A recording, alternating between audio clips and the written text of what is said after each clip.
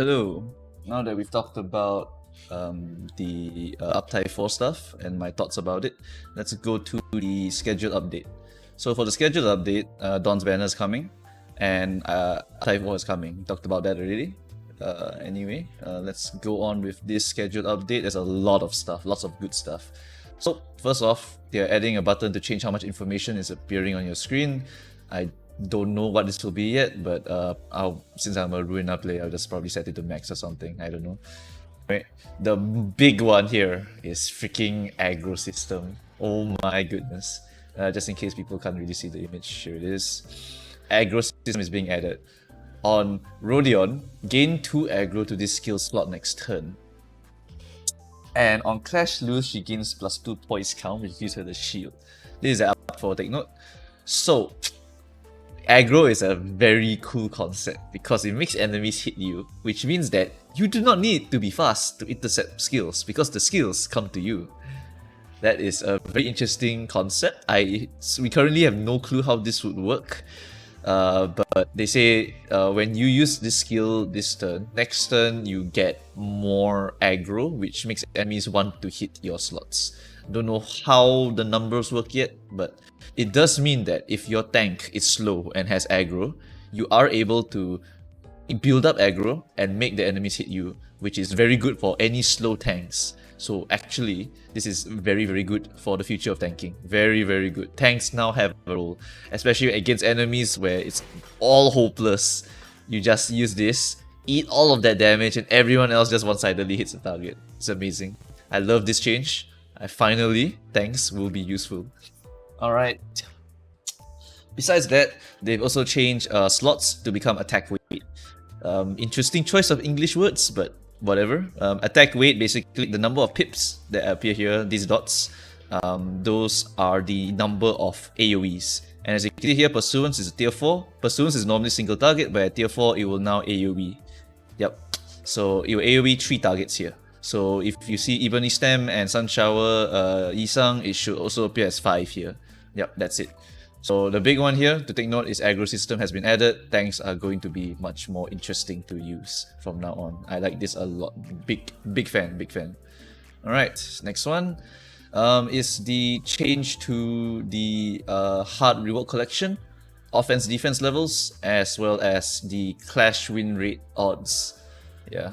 Honestly, this one is not too big of a deal. So this one, we talked about it, you only need to do your Mirror Dungeon 2 hard once per week now instead of 3 times per week. So if people don't like doing Mirror Dungeon hard, you can just do it once per week and you will get the all of the bonuses in one go. Next, modified clash win and losses. This one's pretty simple. They're just changing it so that it really shows that you straight up will not win when you're hopeless. It's 0 to 10% chance to win. And yeah, you can just read the rest to figure out the rest of the ranges. Honestly, it's kind of okay, I guess. Yep.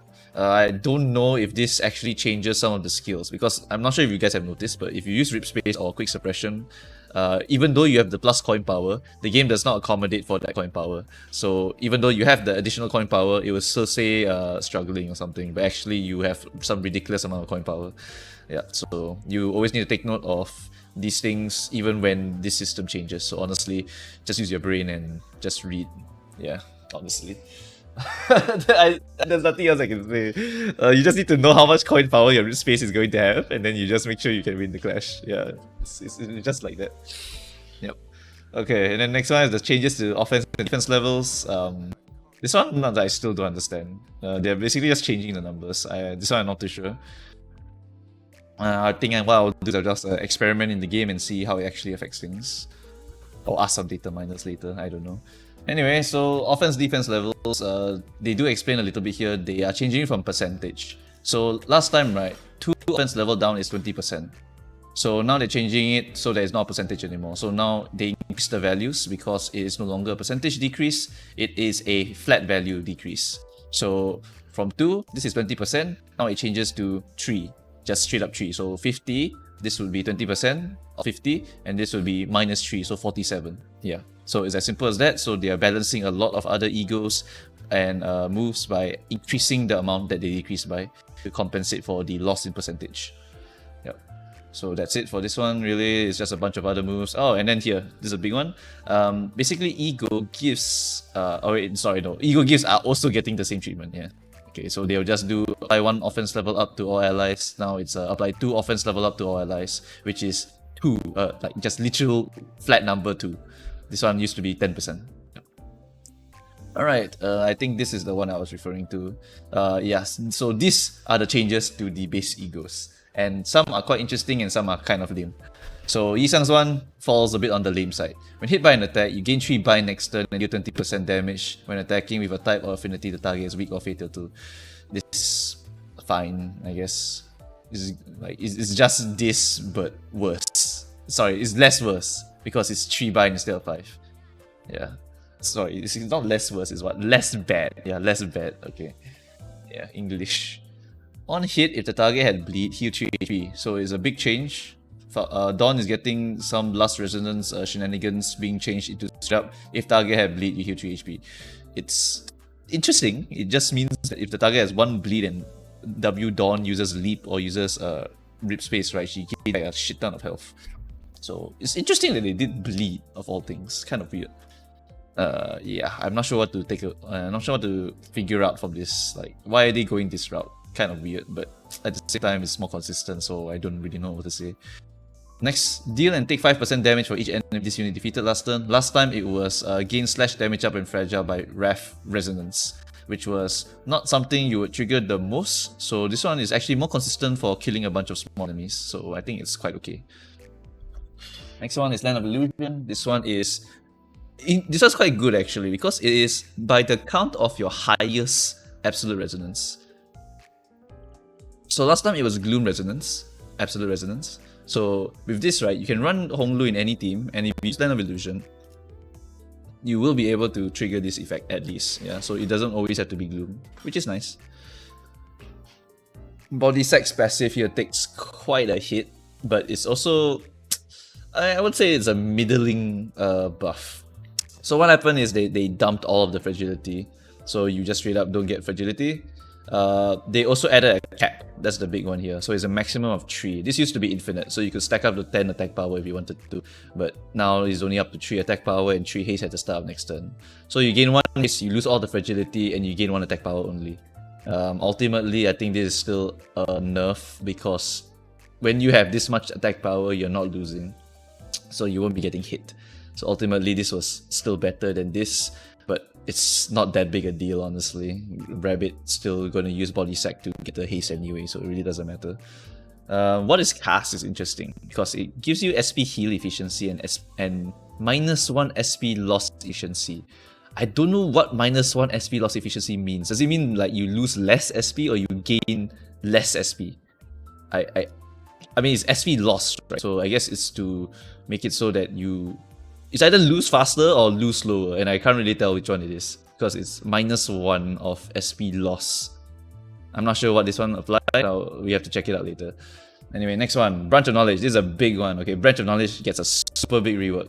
Inflict Rupture on hit, lose 10 SP, and on tail hit, heal 10 SP. So I was like, whoa, that is interesting. So this is the big one, right? Because on hit, gain 2 attack power down next turn was freaking ridiculous. I would never use this Ego because I never wanted this attack power down. It's so annoying. And then now they just totally remove that, make it so that you lose SP, and then on tail hit, you heal 10 SP.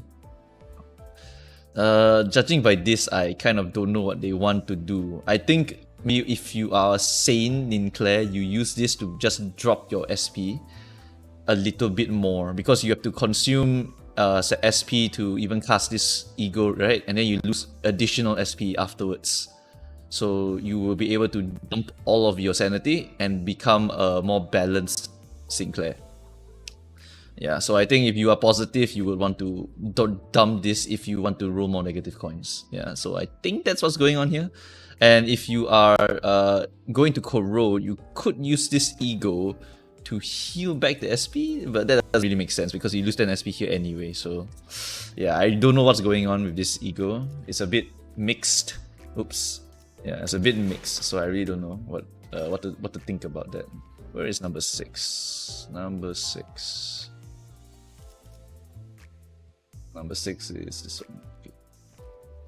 Yeah, so really don't know what to think about this. I think the passive is a bit more interesting. So last time the passive was actually kind of garbage because you would get attacked down every now and then, which is very annoying. But this one is quite interesting. If a skill's coin hits with a different side from the previous coin, you lose 5 SP and gain 1 damage up. The thing is, right, because Linclair never goes to negative 45 sanity, it's not like positive, right? If you go to negative 45, you corrode, so you will never be able to get the 95% chance to roll tails, which is just, you know, flip side. But yeah, basically, for Linclair, you will find that he has quite a bit of variance compared to any other positive coin characters, because his sanity is always around negative 20s, 30s, around there, yeah. So it's really hard for him to actually fully roll negative. So what this ego does now is that if you hit with a different side from the previous coin, you lose more SP and you gain damage up. That is pretty huge because damage is still percentage, from what I understand, right? The previous one only changes for offense and defense level, so this one is still going to be percentage. So it's actually quite significant here. And the fact that you can corrode even more makes this ego a lot more interesting because you will be able to corrode yourself quite often. Yeah, so very interesting ego now. Not really sure how to think about it. Don't know if it's going to be very good or not. I'll just give it a try when it's out and then see how it flows with Linclair. Next is Otis. Otis gets a big one. If this unit did not get hit at all during a turn, you gain 1 damage up next turn. Now what they changed it to is if you're not hit once by an attack this turn, you gain 1 damage up next turn and you can stack this up to 3 turns. Meaning you can get up to 3 damage up as long as you don't get hit. This is very, very good. Yeah, extremely good even, because Otis can get 3 damage up permanently as long as she just keeps winning her clashes. So only in specific situations like MD2 Heart will this actually matter, but actually this is a lot of damage increase for Otis. 3 turns, that's usually how long it takes to like usually bosses, right? You want to set up anyway, right? So even in Railway, what we did was like maybe turn 1 you set up all of the stuff, maybe quick suppression, blah blah blah, and set up the fragility, and then the next turn you would unleash all your damage. So you will be able to get quite a bit of damage up using 2 Pathos Mathers on this turn, and then next turn you have a damage up, which lets you do Ebony Stem Shenanigans, or even then you can just delay until you have 3 damage up. So it just helps in every situation, whether it be mobbing, setting up for boss kills, whatever. It's just so good. 3 damage up is huge. Yep, Gregor, nothing much honestly. It's still the same. At the start of the turn, if you're below 25% HP, you heal 15%. You heal 15 HP and you gain 2 protection, the exact same as this. And then when this effect activates, you inflict a random ally and 1 random enemy with +2 SP loss efficiency, which I assume makes them lose SP faster. Yeah, so I guess this means that this loses SP slower.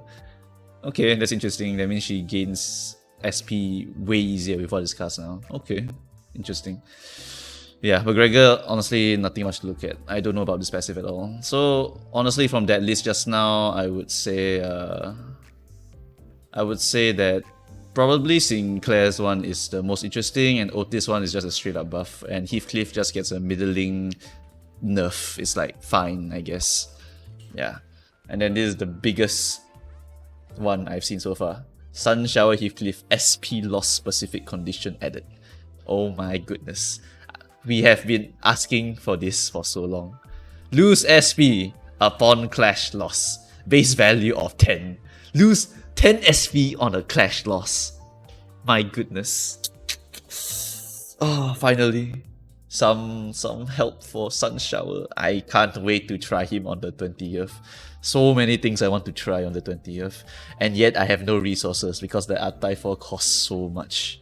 Ah, shit. What can I do? Anyway. Bug fixes and improvements here. Fix an issue where a Dead Sinner support passive will still activate during combat. I don't give a shit. Everything else in this patch notes is amazing. I love it. We have Aggro. We have more UI improvements. We have big changes for the passives. Looks good. Some look good, some look meh. So honestly, overall, I would say it's a pretty positive change for the passives. The inconsistent stuff has become more consistent, which is always great. And then lastly, we have SUNSHOWER Heathcliff SP lost condition. Yes, SUNSHOWER was not a wasted pull. Let's go. I can't wait to try him as a maybe pseudo tank in MD2 Heart. Maybe they'll give him aggro on SUNSHOWER Heathcliff. Yo, that is the stuff, man. That would be crazy. Yeah. Can't wait, can't wait. Anyway, and the last one is just pretty simple. You just get 300 Lunacy. Yep, that's it for these patch notes. So, very quickly summarizing, let's just speedrun this. Banner, Uptime 4, coming up on the 20th of July. Aggro system for tanks, lots of UI changes. Attack weight is the new AoE targeting system. Yep, more UI changes here. Your hard mode, you only need to do it once per week. Offense defense level changes. No longer is it a percentage, now it's a flat number. So this 5 offense level down is just losing 5, so 50 minus 5 for example. Then after that, we got a bunch of changes to the ego gifts in accordance to the offense defense level, and some enemies Abnos also do the same.